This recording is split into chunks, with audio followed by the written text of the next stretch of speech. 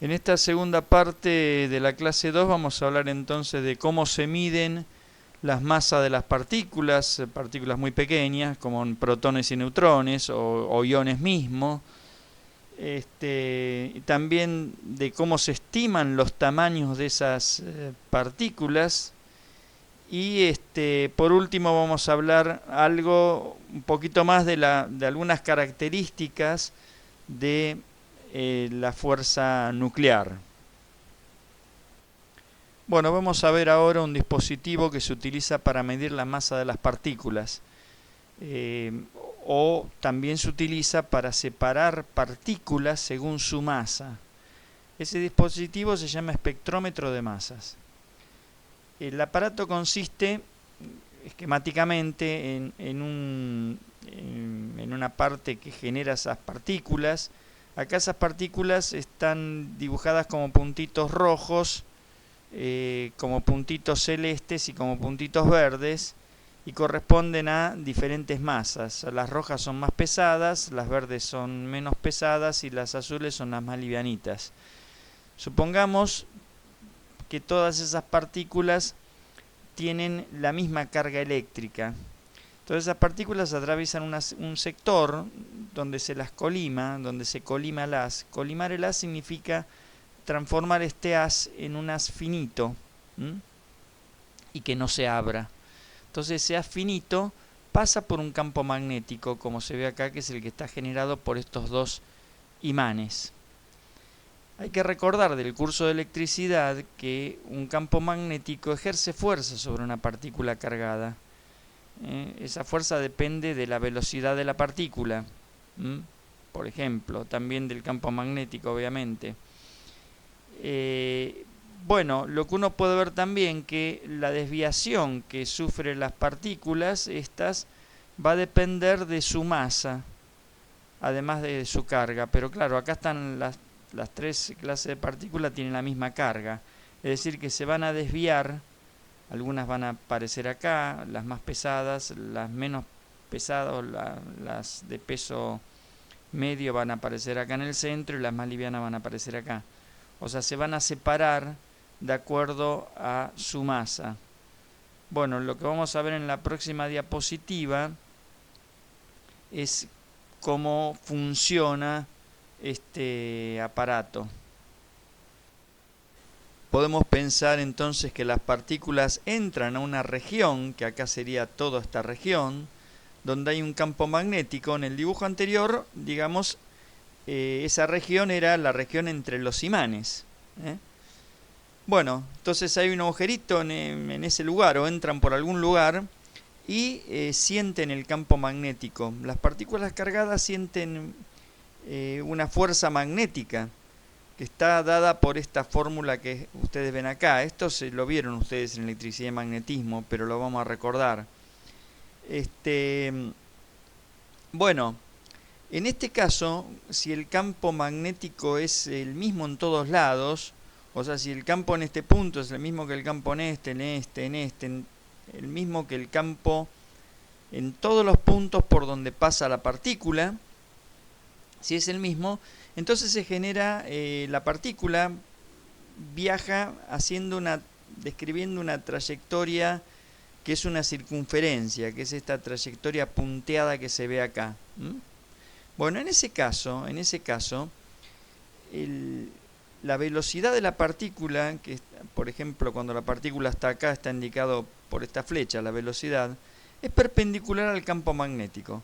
En este caso el campo magnético aplicado, digamos que apunta perpendicular a la pantalla, ¿no? A la pantalla que ustedes están viendo. Y en este caso apunta hacia adentro. Cuando se lo dibuja así con una cruz, quiere decir que el campo es perpendicular a este plano y apunta hacia adentro.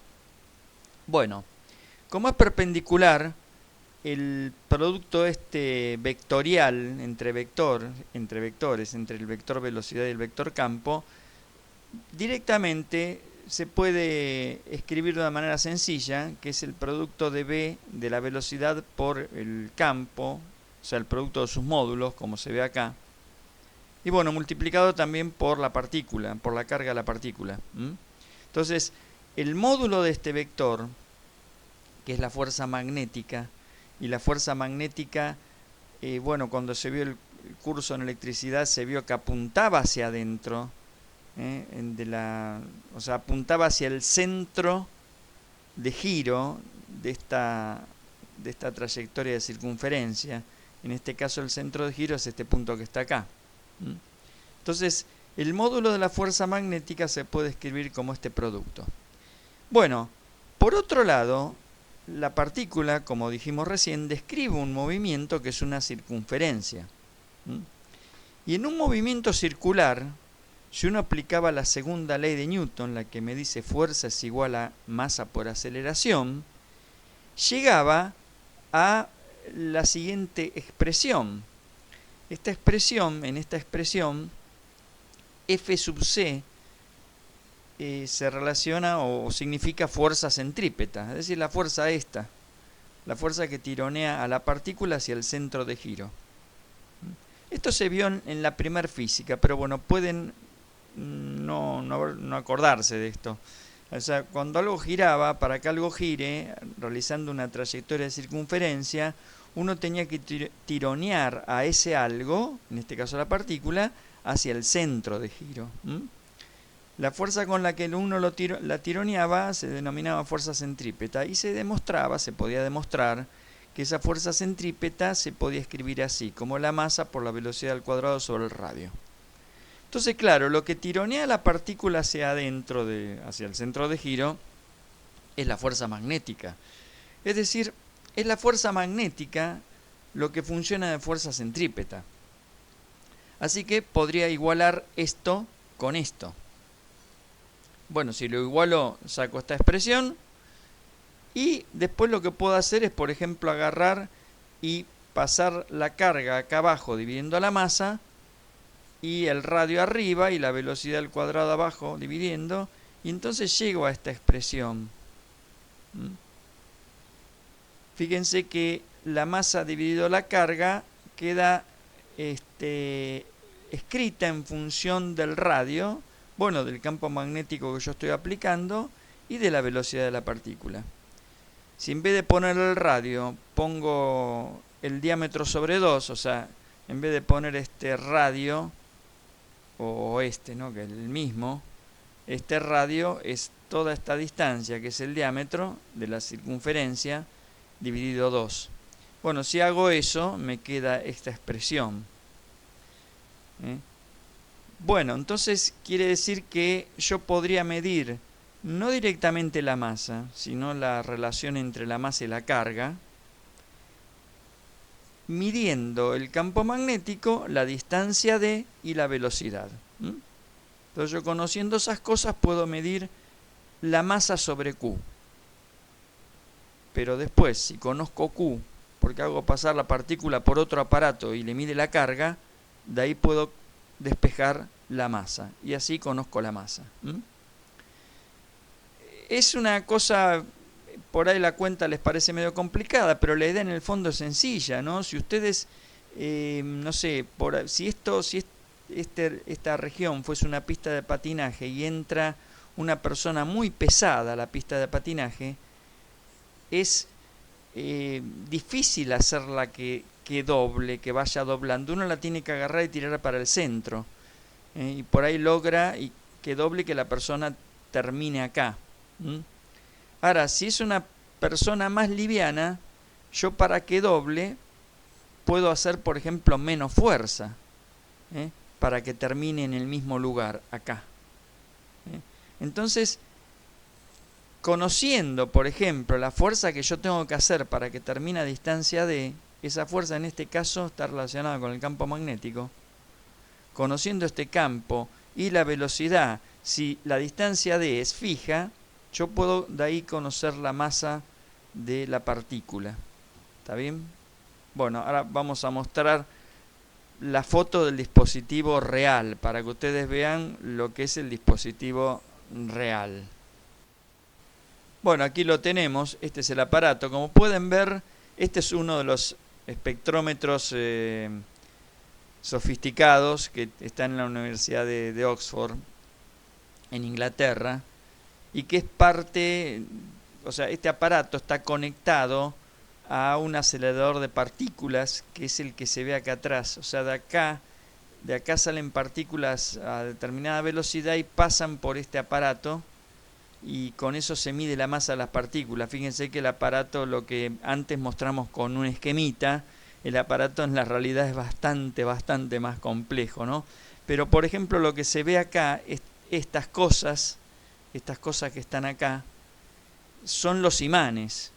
Lo que es, no sé si llegan a ver acá, esto es un bobinado de alambre conductor que genera el campo magnético, el intensísimo campo magnético que se necesita en este caso para hacer doblar a las partículas. Bueno, este aparato obviamente hay diferentes espectrómetros de masa. Yo puse este porque es como el que mejor se ve, que tiene un sector donde evidentemente algo está doblando, ¿no? Se ve acá que algo que pasa por acá tiene que doblar sí o sí. Y bueno, y acá están los imanes, este y este, ¿no? Bueno, como pueden ver, el aparato es bastante sofisticado y debe costar sus millones de dólares. Bueno, ahora vamos a ver cómo se estimaron los tamaños de los núcleos atómicos. Creo que lo habíamos comentado, cómo era el experimento de Rutherford. Es este dispositivo que se ve acá. Rutherford tiraba partículas, en este caso partículas alfa, que bueno, en este dibujo salen de una fuente que tiene un metal adentro, que es el polonio, que es radiactivo y emite ese tipo de partículas. Las partículas alfa son 2 protones y 2 neutrones. Y ese haz de partículas impacta sobre una laminita de oro, que es la que se ve acá, una laminita de un espesor extremadamente fino. Esta lámina tiene un espesor que tiene apenas 10.000 átomos de espesor, o sea, la nada misma, ¿no? Es del orden, el tamaño de esa lámina, el espesor es del orden del micrón, o sea, de la milésima de milímetro.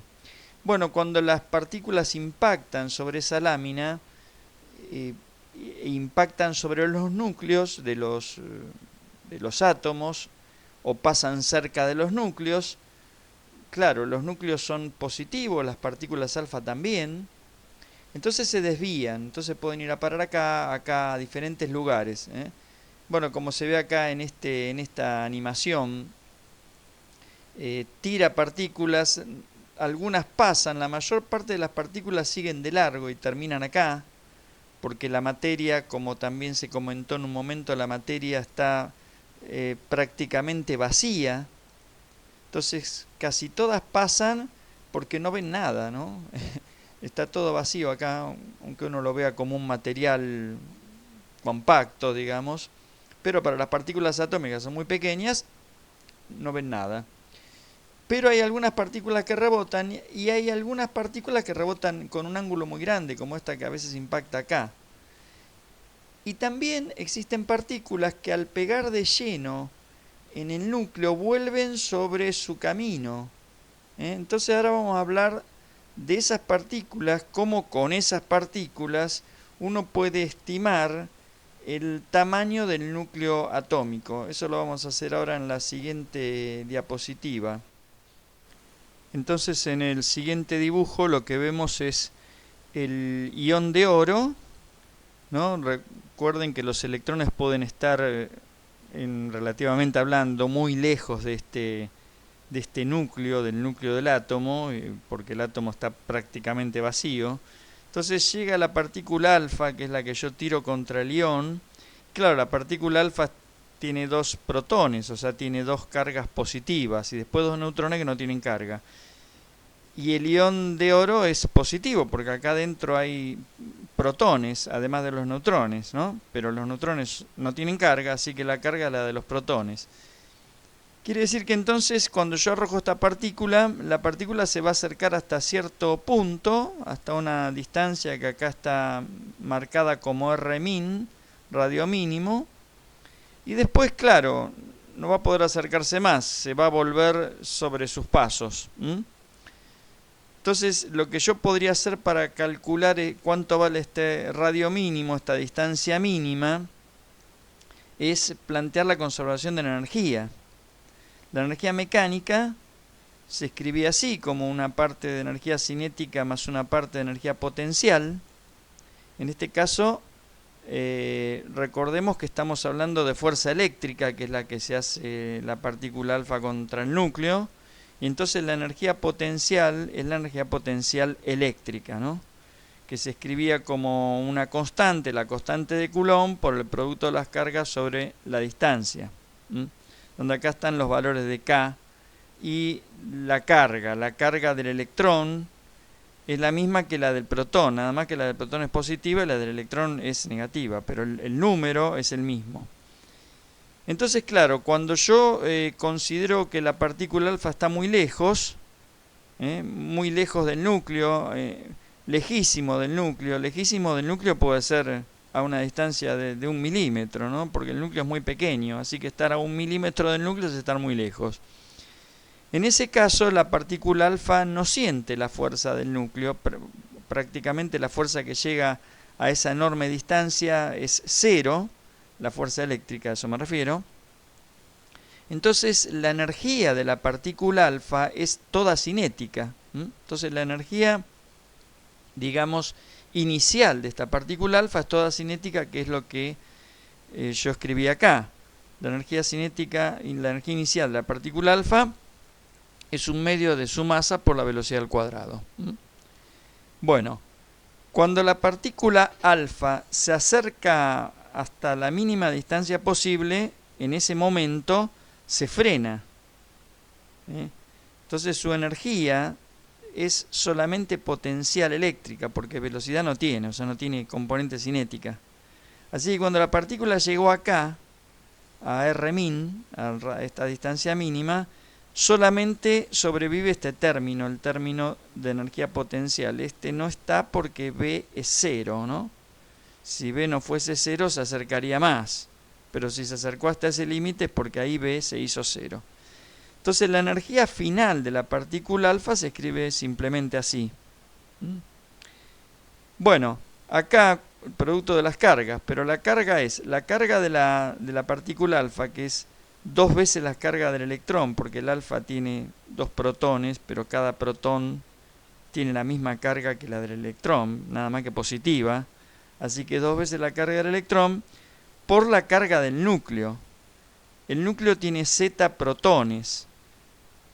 La carga de z protones es la misma que la de la carga de z electrones, nada más que positivo, como dijimos recién. Así que cuando hacemos esta cuenta, la cuenta termina en 2z por e cuadrado sobre r mínimo. Entonces después igualamos esto, que es la energía inicial, con esto, que es la energía final. Y de esa igualación podemos despejar el radio mínimo. Si lo hacemos, la cuenta es extremadamente sencilla, si lo hacemos van a obtener este resultado. Bueno, donde acá se reacomodaron las cosas diciendo, bueno, la parte que está acá abajo, masa por velocidad al cuadrado de la partícula alfa, si yo a esto lo divido por 2, es la energía inicial de la partícula alfa, ¿no? La energía inicial es masa por velocidad al cuadrado dividido 2. Bueno, si divido acá por 2, para que no se altere la cuenta, tengo que dividir arriba por 2. Así que 4 dividido 2 me queda 2 arriba. Y en vez de poner todo esto, puedo poner la energía inicial de la partícula alfa. Entonces el radio mínimo lo puedo conocer conociendo la partícula inicial conociendo la energía inicial de la partícula alfa, que llegó hasta acá y volvió sobre sus pasos, ¿no? De esa estoy hablando. Entonces de esa manera puedo conocer el radio mínimo. Rutherford hizo esa cuenta y estimó un radio mínimo que anda en el orden de 10 a la menos 14 metros. O sea, de 10 fermis. Recuerden que un fermi es 10 a la menos 15 metros. Quiere decir que, evidentemente, el tamaño del núcleo tiene que ser menor que ese valor que dimos. O sea que a partir de esta cuenta simple, o relativamente simple, A partir de este experimento relativamente simple, se pudo estimar el tamaño del núcleo, por lo menos una cota superior del tamaño del núcleo. El tamaño del núcleo no podría ser mayor que 10 Fermis. ¿Está bien? A eso se llegó. Después se hicieron experimentos obviamente más sofisticados que permitieron poder estimar otras cosas. Bueno, acá estaba lo que le comenté recién, esto es lo que estima Rutherford. En realidad estima un tamaño de 3 por 10 a la menos 14, son unos 30 fermios como máximo. Después se hicieron otros experimentos más sofisticados que permitieron de alguna manera detectar de que el núcleo atómico es aproximadamente esférico. Estamos hablando de un átomo, de un núcleo atómico no excitado que está ahí, que uno no le tira nada, digamos, nada raro que lo excite, entonces ahí esto podría cambiar. Pero en un estado normal, digamos, los núcleos son aproximadamente esféricos con un radio que se puede escribir mediante esta expresión. El radio sería un número, que acá es este, es 1,2 fermios, multiplicado por el número de nucleones a la 1/3, o sea, la raíz cúbica del número de nucleones. Recuerden que el número de nucleones es el número de protones más el número de neutrones. Bueno, ahora vamos a hablar de la estabilidad nuclear y después de la energía de ligadura.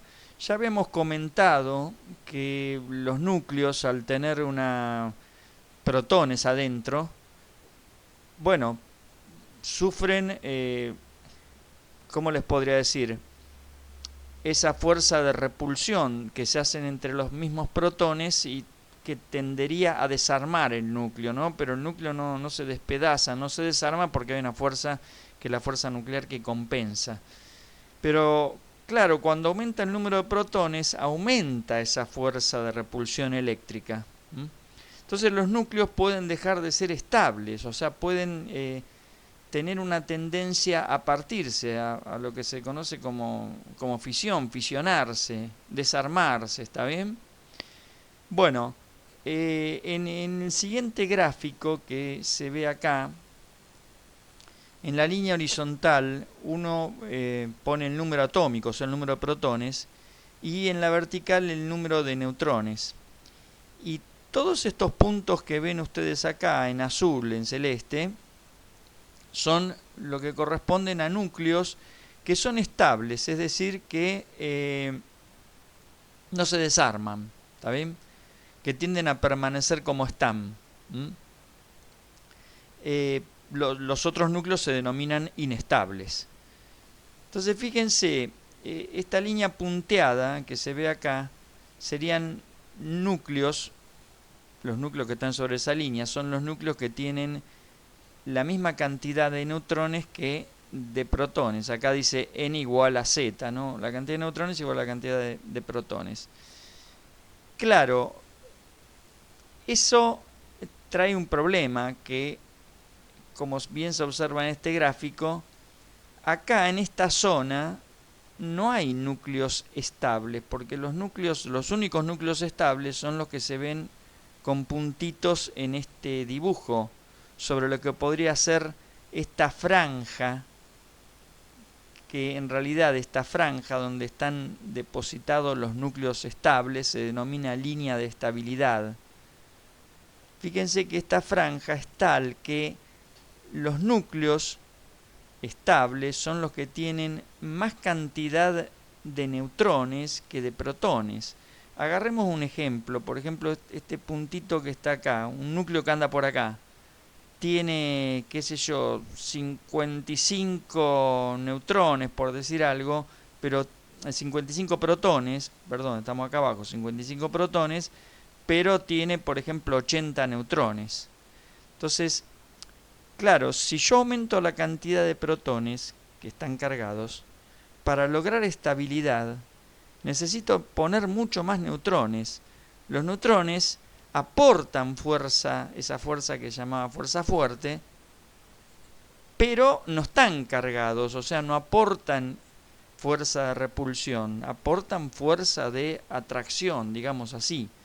¿Está bien?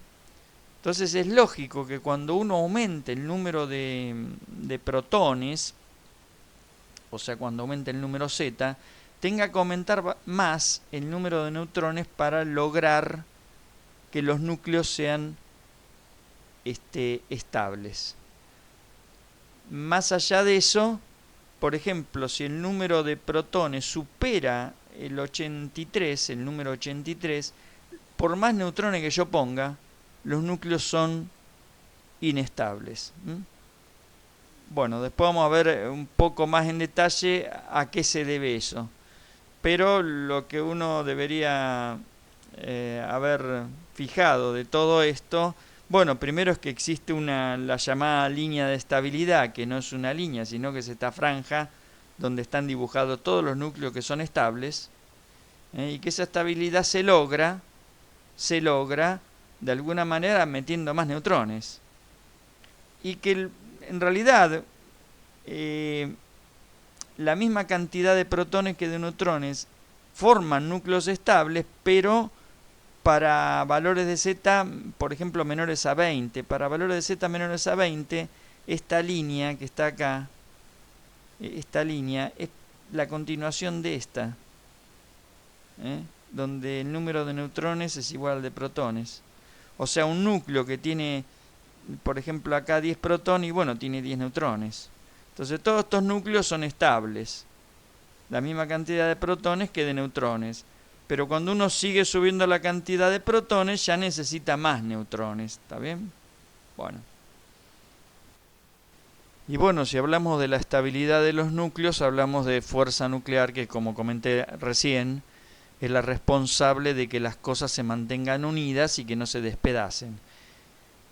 A lo que apunta esta nueva diapositiva es a mostrar algunas características de esa fuerza nuclear, que como bien dice acá arriba, la fuerza nuclear es un residuo de la fuerza fuerte, recordando que la fuerza fuerte es la fuerza que se hacen entre quarks, que son las partículas que componen tanto a neutrones como a protones.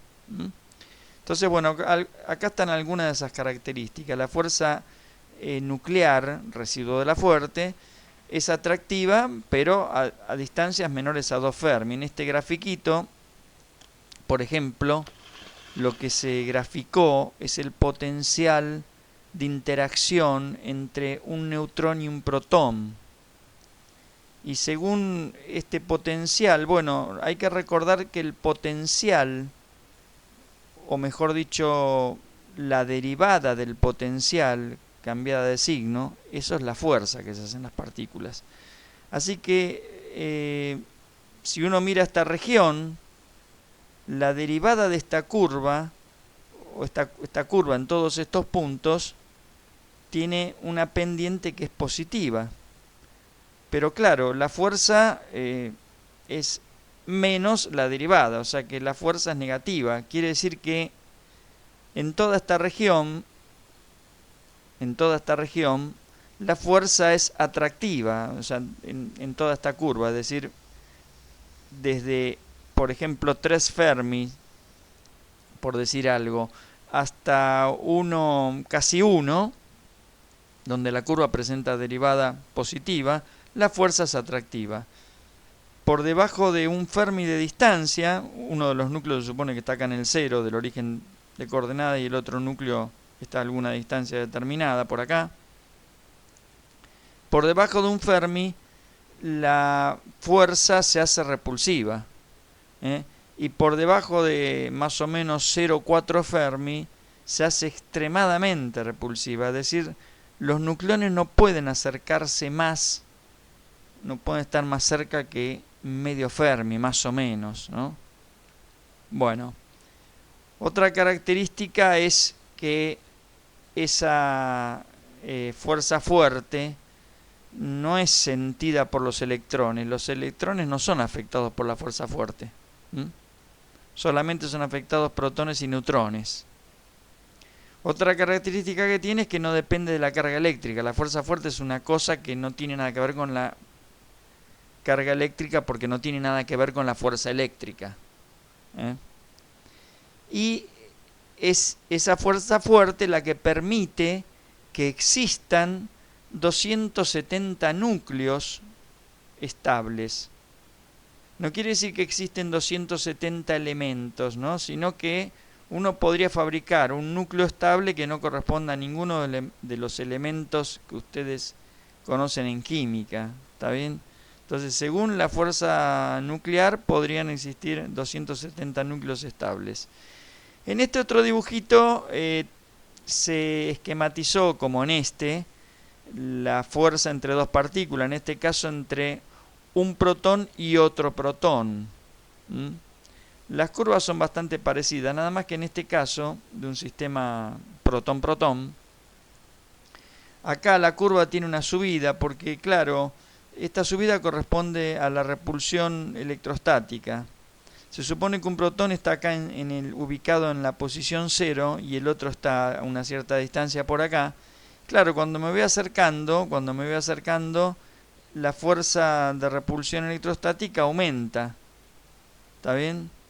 Porque al estar más cerca aumenta la fuerza eléctrica que se hacen. Pero claro, después empieza a bajar porque empieza a ganar la fuerza nuclear. Hasta que me acerco a menos de 3 Fermis y ya gana la fuerza de atracción. Y después pasa lo mismo que se comentó antes, ¿no? La fuerza es atractiva hasta más o menos 1 Fermi y después se hace en esta región donde la curva esta tiene derivada negativa, es decir, la fuerza es positiva, la fuerza se hace extremadamente repulsiva. Bueno, de eso se tratan estos gráficos. Bueno, vamos a dejar acá esta segunda parte para no hacer tan extenso el video que les resulte pesado.